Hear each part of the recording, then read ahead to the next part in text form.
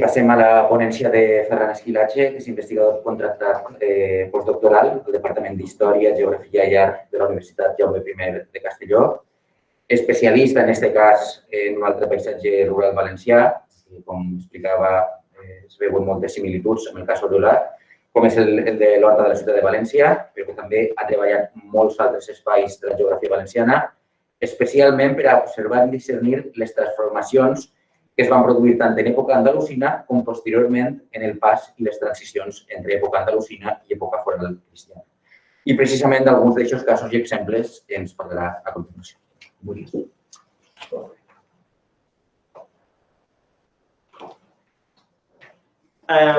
Com que este col·loqui forma part del final oficial d'aquest projecte d'investigació que al final sí està aprovada, el que vaig a fer és exposar a continuació més o menys els resultats d'aquests dos últims anys de treball sobre els parcel·laris fonamentalment i altres temes que formaven part del projecte.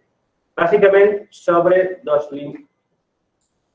línies d'investigació. Un sobre creació de parcel·laris, creació o modificació de sistemes hidràulics ja existents andalusins i, per tant, modificats per adaptar-los a la nova societat feudal, o bé creació totalment nova de nous espais hidràulics construïts expressament per als colons cristians. I l'altra línia d'investigació és la qüestió dels parcel·laris per a musulmans. És creats expressament per a comunitats andalusines que ja existien abans de la conquesta i que després de la conquesta continuen existint perquè no són expulsats. N'hi ha una gran expulsió de comunitats rurals andalusines, però algunes altres es queden i, evidentment, la senyorització, la feudalització d'aquestes comunitats implica canvis en el paisatge. Per tant, aquestes són les dues línies d'investigació i els dos casos que explicaré a continuació. Basant-me fonamentalment en uns quants casos concrets que s'han estudiat al llarg d'aquests 2 anys. Me centraré sobretot en el cas de Palma de Gandia, que està ja publicat, però cosa que no ha tingut massa difusió, perquè l'altre cas específic que he estudiat, que és Nules, està ara mateix en curs d'investigació, no està acabat i, per tant, donaré unes pinzellades al final, però me centraré sobretot en el cas de Palma. I per als parcel·laris de musulmans, me centraré en el cas de Vilamarxant, que és un altre estudi que està acabat i en premsa, no està publicat, però està en premsa, i al final faré unes reflexions recuperant d'un antic treball sobre l'Edua, que ja es va publicar fa molts anys d'estudiar, però que em donarà unes pistes per a trobar unes idees que vull destacar. Ahir simplement hem marcat en el mapa els 4 punts que anem a veure. En primer lloc, el de Palma, que és l'Horta de Gandia, Nules, que està ahí al vora de la plana de Castelló, quasi en la vora, al costat de Vallduixó, i Vilamarxant, que és en la vall del Túria, un poc més cap allà, fora de l'Horta de València, i a l'Edua, que és en la vall del Magre, que és un afluent del Xúquer, que és a per ahí. Doncs ja sense més dilació entre amb el cas de Palma, el cas de parcel·laris per a colonització, el cas de Palma i un poc de Nules. Bé, sí, abans d'entrar en això. Vull partir del concepte de regularitat orgànica i a partir d'aquest cas de l'Horta de Fraccionar de l'Horta de València, la sèquia de Fraccionar de l'Horta de València, que pertany a l'estudi de la meva tesi, però l'he posat així perquè el concepte de regularitat orgànica el va encunyar amb aquest nom Ricardo González i Escusa fa molts anys, a partir de l'estudi exactament d'aquest parcel·lari concret de Fraccionar. Jo sempre he cregut que era una conceptualització perfecta per a explicar aquestes qüestions, amb l'única diferència que ell pensava, quan ho va fer, que aquest parcel·lari de Fraccionar que estic veient d'ahir era andalusí. Encara no s'havia estudiat en detall i pensava que aquest parcel·lari entre la sèquia de Faitanar se veuen com mereix, no? I la sèquia de Favara, aquest parcel·lari així en forma de triangle, era andalusí tot. Per tant, va desenvolupar aquest concepte de regularitat orgànica per a els parcel·laris andalusins. Després de l'elaboració de la meva tesi, vaig veure que no, que aquest parcel·lari no era andalusí. Andalusins són aquests 3 espais hidràulics que estan marcats en verd, que pertanyen a alqueries andalusines, perquè tota la resta de l'espai que n'hi ha al mig, de parcel·les, que n'hi ha aquesta densificació que es va fer és postera de la conquista. De fet, si ho veiem en més detall, és un bon exemple d'aquestes densificacions posteriors que es van fer després de la conquesta, en què es veu perfectament aquests parcel·laris que tendeixen a ser ortogonals, que tendeixen a ser molt regulars, però que no acaben de ser del tot, perquè s'adapten a les infraestructures prèvies, que són els camins, veieu, els espais hidràulics andalusins que ja existien, les sèquies de conducció que ja existien, la geografia, els barrancs paleocanals que avui dia ja no existeixen, però que amb les direccions del reg se veuen clarament per on van. És a dir, s'intenta ser el més regular possible, però sense arribar a ser del tot, perquè han d'adaptar-se a aquest territori previ que ja existeix tant per la geografia, la topografia, com per les infraestructures que ja existeixen d'irrigació o de comunicació. Per tant, aquesta és la idea principal, que ja s'apuntava en la tesi. No vaig desenvolupar molt aquest concepte perquè la tesi anava sobre la societat andalusina, però ja la vaig apuntar i és el que vull desenvolupar ara, estudiant altres espais, com pot ser el de Palma de Gandia, que està així en l'Horta de Gandia. Mireu, això és el riu Serpis, o riu d'Alcoi, perquè és d'Alcoi, que desemboca així en l'Horta de Gandia, que és tot això, Gandia està ahí, així està Oliva, això és la Marjal, se veu clarament, i les muntanyes al voltant, doncs, així està Palma, el castell de Palma, que depenia del castell de Mairén, que està per ahí, i tota aquesta zona d'ací és l'horta de Palma i Ador, que és la que anem a veure a continuació. Això és una fotografia aèria actual, per aquí vegeu com és. La vaig elegir, evidentment, perquè a simple vista es veu que això és un parcel·lari d'estos que tendeixen a ser ortogonals. De fet, ho és prou. I per això vaig decidir estudiar-ho. Però bé, ara anem a veure en detall. Començant primer, per distingir, mireu, això és les hortes de Palma i Ador que es reguen amb la font de la Mortera, que és una font que n'hi ha per així a la muntanya i que ve per així la sèquia, i es divideix en un partidor, va a parar dos bases i va cap així, una cap amunt i l'altra cap a baix, que reguen aquests espais d'ací. Són dos hortes menudetes regades per una font. Mentre que tota aquesta horta d'ací, en el partidor de l'Alfàs, es diu Alfàs, que ve de l'Alfàs, una plana regada, cultivada, que es rega amb la sèquia de l'Alfàs de Palma, que és una sèquia fluvial del riu Serpis. Això són les dues situacions. Comencem primer per explicar les de la font, l'horta de la font, per a que vegeu com va. Això és l'horta de la Mortera. Com veieu, són dues hortes distintes, un mateix espai, però està separat en dos per un barranc, l'horta de Palma i l'horta d'Ador. La seva principal... espai es va construir clarament a partir de 1248, quan, a partir de la primera guerra de l'Asrac, la població de Palma de Jaume I, que és un senyoriu de Reialem, expulsa a la població andalusina i instal·la colons cristians de fora. En el llibre de repartiment, en el segon volum, apareixen algunes donacions en Ador, concretament 16, un grup de 15 ballesters i després una individual, que és la que fa 16, i de Palma no n'apareix cap. No s'han registrat, no se van conservar. Probablement, ja van haver, evidentment, van estar registrats, però aquests fulls concrets no s'han conservat probablement. Però, gràcies a aquest estudi, ara podem observar que són 21 les colors que poden instal·lar. Mireu, ahí teniu les dues hortes, i veiem la de Palma amb un poc de detall. Veieu que, bàsicament, quan apareixen són aquestes franges estretes i molt llargues, que tenen unes 14 braces forals d'amplària, i després de superfície varia, perquè evidentment veieu que els límits no són regulars, però aproximadament tenen totes unes 3 tapissades, que és mitja jove. Per tant, és una horta regular, clarament, per les mesures demostren que és posterior a la conquesta. A més, està relacionada clarament amb aquesta instal·lació de colons en 1248-49. Si les comptes, doncs, eixen 21 franges de mitja jove.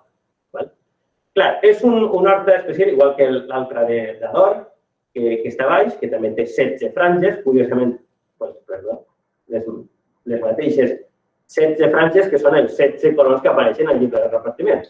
Això està clar, els de Palma s'han conservat, però els d'Ador sí, i coincideix exactament. Doncs bé, clar, aquestes franges són molt llargues, perquè mitja jovada són hectàrea i mitja, és el programa per a ser un hort. Evidentment, això no són horts. Això, bàsicament, representava cereal. Igual se plantava horta, verdures, hortalisses, al principi, prop de la sèquia, però la resta el que se presenta és cereal. A més, la documentació demostra que l'aigua no arribava al final. És una característica, això va trobar també Josep Torró en l'horta de Gavatellos, en Agres, i Javier Martí en Pego, en l'horta d'Uixola, que és una característica pròpia d'aquestes hortes de font modificades després de reconstruïdes després de la conquesta, que és que l'aigua no arriba al final de la parcel·la. No hi ha suficient aigua, però són tan llargues que no arriba al final. Per tant, comença a ser un hort intensiu i conforme avança una parcel·la, sense un límit clar, passa a ser una horta més genèrica i acaba sent un secà millorat. Una característica concreta. Però bé, les mesures deixen lloc a dubte que són aquests 21 de la franja i, per tant, 21 famílies, 21 colors que existeixen allà. I ara veurem com coincideix amb l'horta de l'Alfàs, que és aquesta zona d'ací. Així teniu reconstruït el sistema hidràulic. Abans de començar a estudiar-ho no estava clar si aquesta sèquia era una sèquia andalusina o era una sèquia construïda després de la conquesta. Clar, el parcel·lari, l'estudi del parcel·lari no deixa lloc a dubte que això és posterior a la conquesta. L'únic és que sí que és cert que el que és la sèquia mare és possible que sí que existia. De fet, crec que sí que existia perquè vegeu com, tot i que el parcel·lari és regular, la sèquia mare la talla per el mig, transversalment, i, a més, vas localitzar un minúscul espai irrigat de 2 hectàrees que probablement pertany a un rafal. Per tant, és possible que la sèquia mare ja existirà, la suc i la sèquia mare, per aportar aigua a aquest rafal, però tota la resta, que és aquest espai construït a partir d'aquests 2 braços, perquè així els pendents, això és el riu Serpis, això és el barranc de Navesa, això és el riu Vernissa. Per així enmig hi ha una depressió, que acaba sent un barranc ja cap al final, i per tant els pendents són dels 2 braços que van de sud a nord, el pendent és cap a les 2 bandes i conflueixen al mig. És ben senzill, és per el pendent. Doncs bé, tot això és posterior, que s'adapta a aquestes franges de parcel·lari, que a més vegeu com no diferencia horta i secà, és la mateixa operació parcel·lària, una és horta i una és de secà, però l'operació és la mateixa, es va fer tot alhora. Doncs bé, però realment, per tant, com dic, la sèquia mare ja existia, però es van afegir aquests braços i es va convertir en horta tot això. Què ens diuen les mesures? L'estudi d'aquest parcel·lari? Doncs, veient en detall, aquesta és la zona que estiu més en clar, és la zona de Palma i aquesta és la de Ador. Així també tenim les mateixes franges que hem vist en l'horta de la Mortera i així una zona més irregular on no apareixen les franges. Aquesta zona, encara avui en dia, és una subpartida. La partida en castellà, en Andalusia, és un pau, no? Per als que ens estan escoltant. Aquesta partida, encara avui en dia, es diu les 7 sorts. Sort és una paraula clarament relacionada amb la colonització i són aquests lots que es donen al principi quan es reparteixen les terres, perquè se sortegen, i la sort és això. Si tu mesures aquesta superfície que es diu les 7 sorts, deixen 10,5 jovades, que si les divideixes entre 7, que són 7 sorts, doncs hi ha unes superfícies de 1,5. Heretats de cada sort tenia 1,5 jovades, que són 9 hectàrees. I després comencen a mesurar les franges que tenim des d'ací cap al sud i tenen 1,5 jovades cadascuna també. Per tant, les 7 sorts més la 8, 9, 10 fins al límit amb Ador, doncs deixen 21 heretats, 21 sorts de jovada i mitja. Exactament la mateixa quantitat de sorts que en l'horta de Mortera, on també hi havia 21 de mitja jovada. Per tant, una jovada i mitja en l'horta de l'Alfàs i mitja jovada en l'horta de Mortera fan 2 jovades d'horta exactament, que van correspondre a cadascun dels coloms instal·lats en 1248. En el cas d'Ador és un poc més complicat perquè les franges no són tan bones, probablement es va fer en el mateix any, però no en el mateix moment, i no pot ser no per el mateix agrimentor, les franges no són tan clares. Però sí que es veu clarament el secà, perquè això és l'horta de Palm, però el secà està en un altre lloc més cap al nord. Però així tenim nadors, sí que tenen horta i tenen secà, i aquesta zona de secà encara avui en dia es diu el quart, que és la renda que, segons la documentació que tenim del 13, pagaven per el secà, pagaven una quarta part dels fruits. Per tant, el sistema de colonització està perfecte. I, finalment, una tercera alqueria que n'hi ha dins del districte del Castell, que és la de Navesa, sí, apareix en el repartiment dos donacions de 6 i 10 jovades i així tenim les superfícies exactes, quadren perfectament en uns parcel·laris transversals de 6 i 10 jovades, que són les que apareixen en el repartiment. Per tant, en aquest cas concret, no solament el parcel·lari és un parcel·lari dels que a mi m'agrada anomenar de manual perquè és inconfundible, està claríssim. No solament el tenim per l'estudi morfològic, sinó que a més coincideix perfectament i clavat amb la documentació escrita. La informació que es dona a la documentació escrita i la que es dona a l'anàlisi morfològic concorden completament. I unes breus pinzellades sobre el cas de Nules, que tinc ara mateix a l'estudi, per això no presento detalls, però simplement perquè vegeu, això és el nucli actual, això que està assenyalat en roig és la pobla original, bueno, no l'original, és una ampliació ja un poc més tardana, l'original és més menuda, però el que més, això és la marjal que està dessecada ja segles XVIII o X aproximadament, o un poc abans, no ho sé, això n'hi hauria que mirar amb més calma, però en qualsevol cas no és medieval, però sí que tot aquest passatge que n'hi ha al mig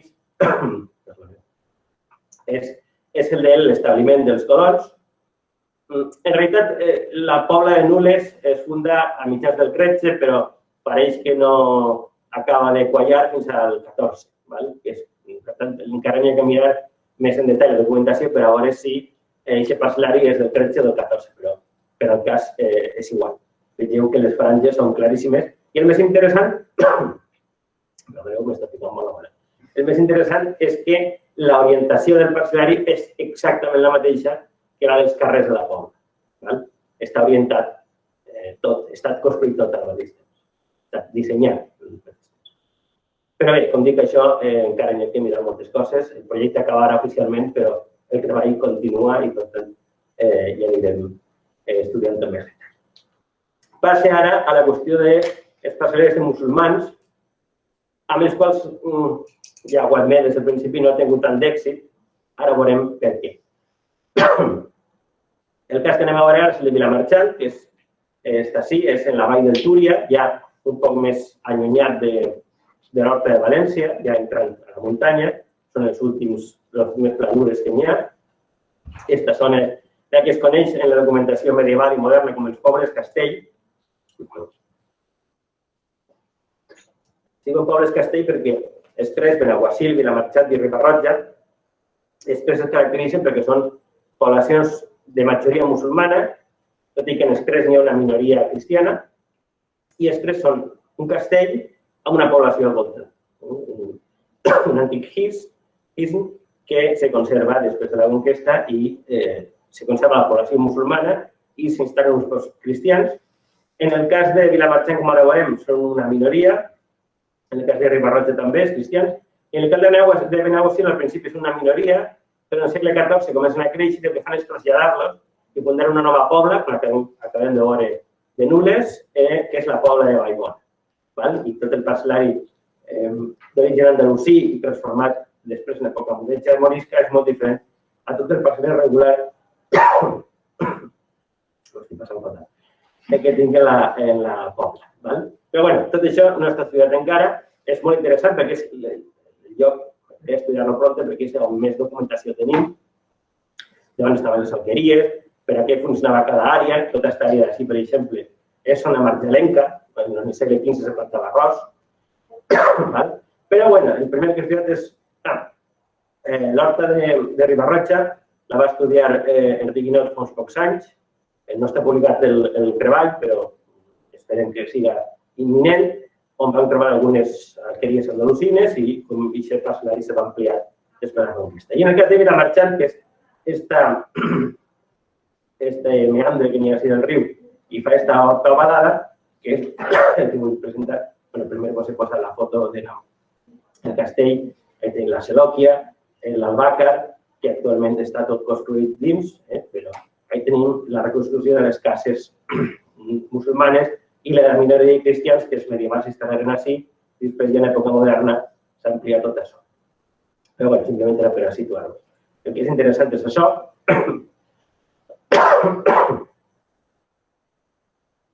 No és coronavirus, això, és que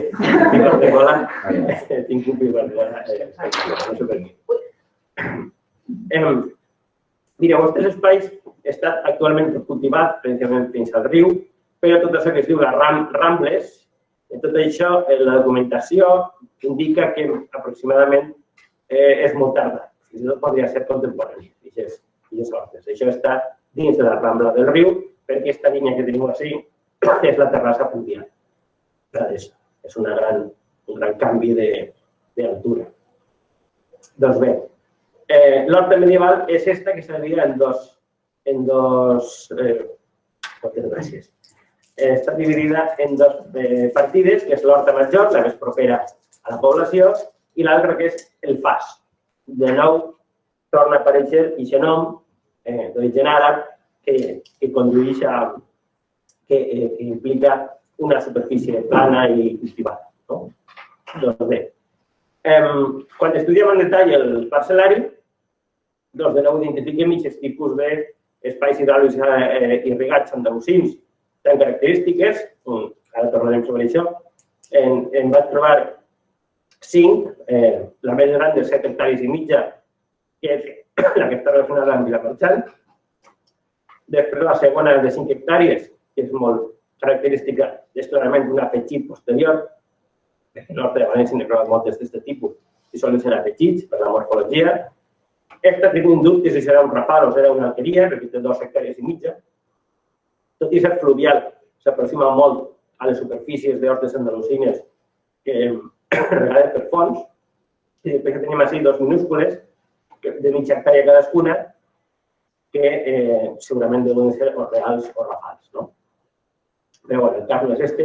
Tornant a la qüestió del parcel·lari, com vegeu, a banda dels andalusins tenim aquesta zona d'ací, propera al riu, que és molt irregular, però això s'explica per la topografia. No té res a veure, no s'explica per cap caràcter social. Simplement és que per així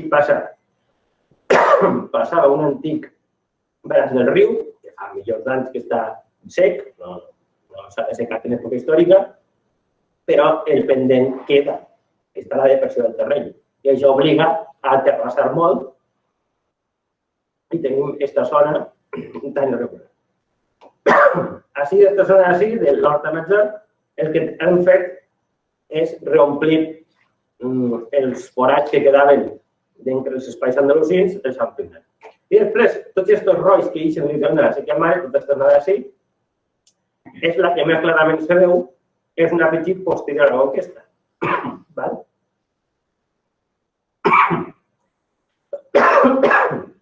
La qüestió que volia plantejar millor, que és per la que vaig fer aquest tipus d'estudis, és aquest parcel·lari, quan apareix i per què. Una cosa és distingir el que és anterior a la conquesta i el que és posterior, però una vegada sabem distingir-ho, l'important és saber qui ha fet aquestes ampliacions i per què. Perquè en el cas dels colors cristians és evident. En el cas dels colors cristians s'estan acceptant, s'estan construint aquests parcel·laris per a repartir-los heretats i les cultiven. Però en el cas de les comunitats rurals andalusines, que ja existien, és... Caram, quin èxit és.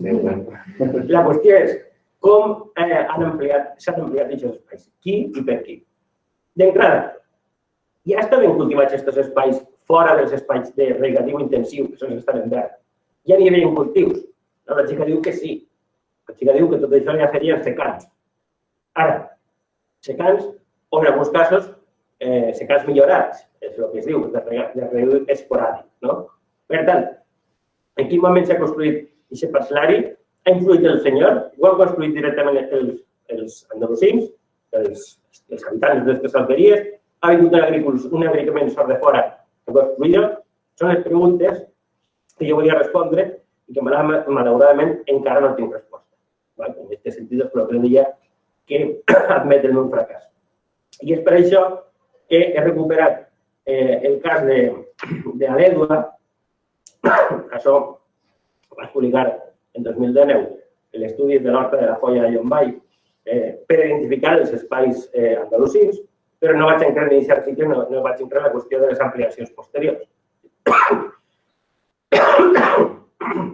La qüestió és, en el cas de l'Horta de l'Edua, que va ser la primera que vaig estudiar fora de l'Horta de València, en 2009, en aquell moment vaig identificar l'Horta andalusina de 25 hectàrees de l'Edua, 25 hectàrees, i una horta d'Escondella, però que pertanyia a una altra alqueria. La qüestió és que tota aquesta zona que pertany al senyoriu de l'Edua, no només l'horta original, sinó tota aquesta petita de les algoletges, algualatge, que pot dir un meandre, una illa, i tota la zona del Molí, fins a aquest camí, a partir d'ací és senyoriu d'Alfar, però fins ací és senyoriu de l'Edua. Aquestes dues partides es diferencien clarament en la documentació per les rendes. El senyor, en la carta pobla, en l'horta original andalusina de l'Edua, es exigeix una tercera part dels fruits i es menta específicament cereals, lli, lino, olives i hortalisses. Mentre que en l'horta d'Escondella, que és la que clarament, com veieu, són un afegit posterior, qüestió de la conquesta, d'estos que no sabem qui els ha construït, perquè les mesures i les formes indiquen que són posteriors a la conquesta, doncs en aquests espais es demana un quart, un terç o un quart, i específicament forment daxa i panís. Castellà, per aquells orígens, que són trigo, sorgo i mijo. 3 cereals en concret. Per tant, això és l'única pista que em sembla a mi que he trobat de moment en què el senyor està induint, està dient què han de cultivar en cada lloc, i mentre que a l'horta original andalusina es dona, entre cometes, un poc més de llibertat, perquè podem plantar hortalisses, plantar lli, que també és un correu feudal, però, en fi, hi ha un poc més de llibertat. En l'horta d'Escondella, que és l'ampliació posterior, el que hi ha és una clara direcció cap al cultiu de cereal, clarament, i a més en una partició específica. Per tant, és l'únic indici que jo trobo, de moment, que indica que aquesta ampliació està induïda pel senyor, o més que induïda, la paraula seria construïda pel senyor, o que els obliga a aquests nous vassalls musulmans a cultivar aquestes parcel·les i, a més, els obliga a cultivar els cultius concrets que són el cereal, a una partició concreta. Mentre que en l'horta original, doncs, tot i que també són clarament cultius de renda, com el cereal, però almenys pareix que hi ha una més diversitat, una major diversitat i un altre tipus de partició. De moment, com dic, és l'únic indici, no sé si és una pista, és però que n'hi haurà que seguir investigant per ahir, però fins així arriba, perquè no un mes. Ara veuré un poc d'aigua i si algú troba una pregunta, doncs fins a respondre. Gràcies.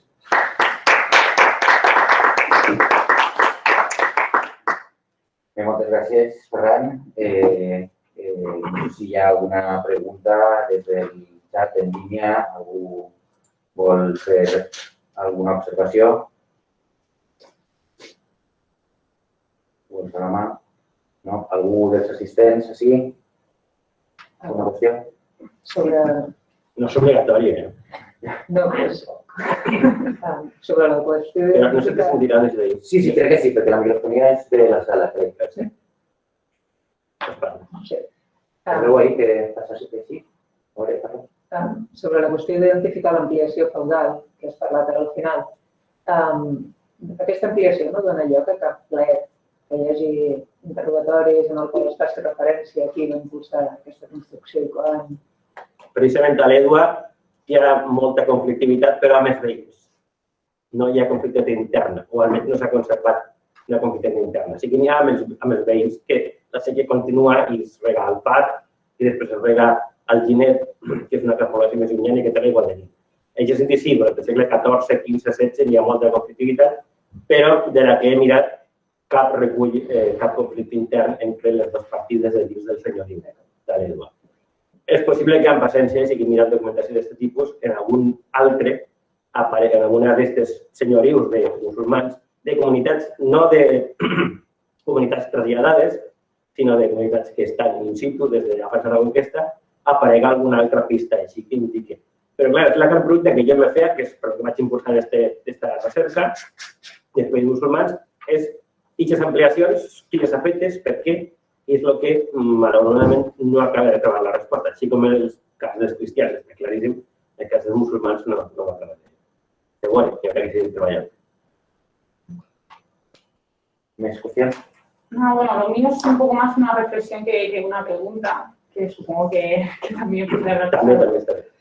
Que, bueno, es el caso, bueno, como bien sabes, yo también pues, estoy haciendo este tipo de estudios en la huerta de Orihuela y también pues documentos a ciertas irregularidades ligadas a ciertos espacios ilegados andalusíes, donde pues, puedo definir los espacios con un poco más de complejidad que en otros espacios de huerta por la planicie del terreno en Orihuela, que dificulta saber cuál es la terraza que cierra el espacio irrigado andalusí, y esto complica mucho a veces poder delimitar el espacio irrigado andalusí, pero parece que a partir de los canales, sobre todo de drenaje, ese riego drenaje característico de la huerta de Orihuela y las irregularidades parcelarias se limitan, ¿no? Ciertos espacios que se pueden vincular con esa ubicación de aquellas islámicas.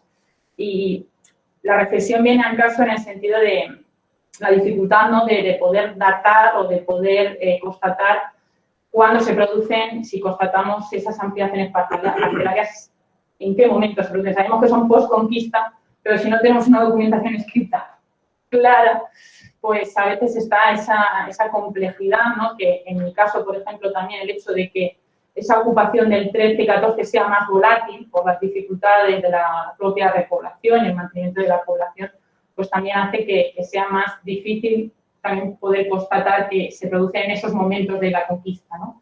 Y en qué fechas o en qué cronologías. No es un poco la reflexión en el sentido de que muchas veces si no tenemos una documentación escrita clara, más allá de ampliaciones que se hayan hecho en el 17, 18, 19, que sí las vemos claras, ¿no?, porque ya refieren y son diferentes, y la propia estructura del terreno, del parcelario y de la morfología ya refiere a una realidad de ocupación del espacio totalmente distinta. Es difícil saber ahí en dónde se mueven esos primeros momentos de la conquista o son procesos de incremento de parcelario para poder poner en base a la agricultura en el 15 o a inicios del 16. ¿No? Es un poco una reflexión, pero cuando lo ves tan encajado, ¿no?, como el modelo que nos has presentado, el caso que nos has presentado al principio, pues qué envidia, ¿no? Verlo tan definido, que cuadre tanto, no. Pero bueno, ya será solamente un caso excepcional. Pues ya me imagino.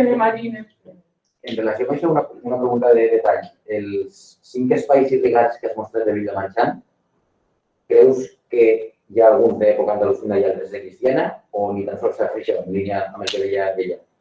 És a dir, que els 5 poden ser d'època andalusina. Home, segur, no t'ho puc dir, però no, és que siguin tots andalusins. Tots andalusins, sí, vale. Després de la conquesta no se construiria així. Vale, ja seria més temps. Extensiva per a produir rendes, que és la gran diferència. Abans, aquests espais irrigats són per a construir aliments i per a construir aliments per a aquesta pròpia comunitat o també alguns cultius per a poder vendre'ls i tot això, però és l'espai hidràulic de la pròpia comunitat. Després de la conquesta ja és el parcel·latge en extensiu per a produir rendes, bàsicament, que és com que l'ampliació per a seria el que toca el senyor Pol. El tipus de construcció del parcel·latge és molt diferent. I clar, morfològicament i això no li trobes el sentit, o sigui, no hi ha cap pista que... Jo sé que és posterior a la conquesta per la forma, l'únic que puc dir. El que no sé és quan s'ha construït en concret, que és el que està dient Míriam, les anàlisis morfològiques són boníssimes per a distingir entre abans i després de la conquesta, però no es donen cronologia. Si no tens una documentació que te diga quan s'ha construït això, o, en l'hipotètic cas, que puguis fer una excavació arqueològica i tingui sort que es pugui datar, que això sí que ja és increïble, doncs, a no ser que tinguis una d'aquestes coses, la morfologia només te serveix per a distingir una cosa o l'altra, però res més. Sí, la morfología es clara, ¿no? Muchas veces en una simple apreciación ya ves que evidentemente hay diferentes construcciones y diferentes tiempos. pero en ocasiones, pues, bueno, lo que estamos diciendo a veces para saber el qué y el cómo, no?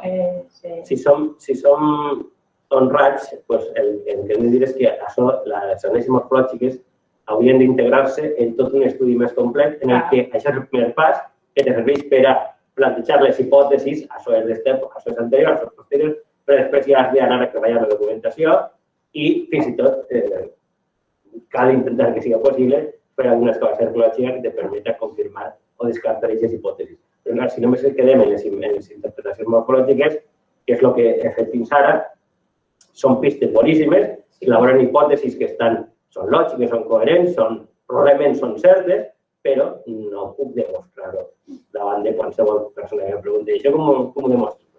No, només son hipótesis. No, sí, mi reflexión que he realizado no viene en el sentido de quitar importancia porque evidentemente es un punto de partida y un punto de línea de investigación que nos aporta muchísima información. No obstante, pues a veces sabemos, como bien dices, que es antes de la conquista, que es después, pero no, nos falta un poco de información si no tenemos esa documentación escrita, pero evidentemente es otro elemento, el estudio del parcelario, que nos aporta muchísima información para conocer estos procesos de organización, ¿no? Era una reflexión solamente. Molt bé, doncs passem a la següent. Bueno, disculpeu tot l'atac de picor de gola que he tingut, m'ho he passat fatal, però hem arribat a mi, afortunadament. Gràcies.